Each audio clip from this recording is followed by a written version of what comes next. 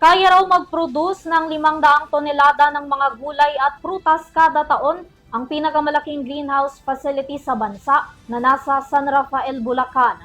Bukod dito, mas kakaunti lamang raw ang kemikal na ginagamit sa pagtatanim dito bukod sa nakasanayan. Tunghayan ang aking report. Inisita ni Pangulong Ferdinand Marcos Jr. kasama ang Department of Agriculture o DA ang Metro Pacific Fresh Farms o MPFF na kauna-unahan at pinakamalaking greenhouse facility sa barangay sa Lapungan, San Rafael, Bulacan.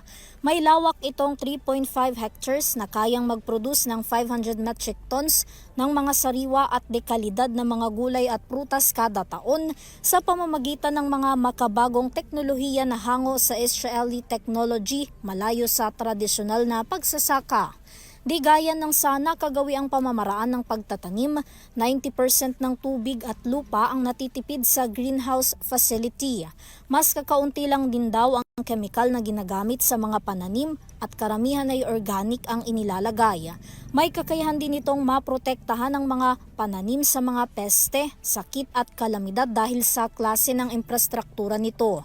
Bagamat nasa initial phase pa lamang ang naturang greenhouse facility, inaasahan ng kaya nitong mapatatag ang produksyon ng mga gulay, prutas at iba pa na makakatulong sa food security ng bansa bukod pa sa mga itinatanim at inaani rin ng mga lokal na magsasaka.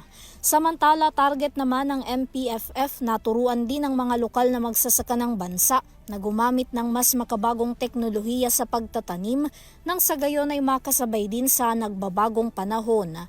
Ang naturang greenhouse facility ay pinatatakbo ng Metro Pacific Agro Ventures Incorporated, katuwang ang Metro Pacific Investment Corporation sa pangunguna ng chairman nito na si Manuel V. Pangilinan.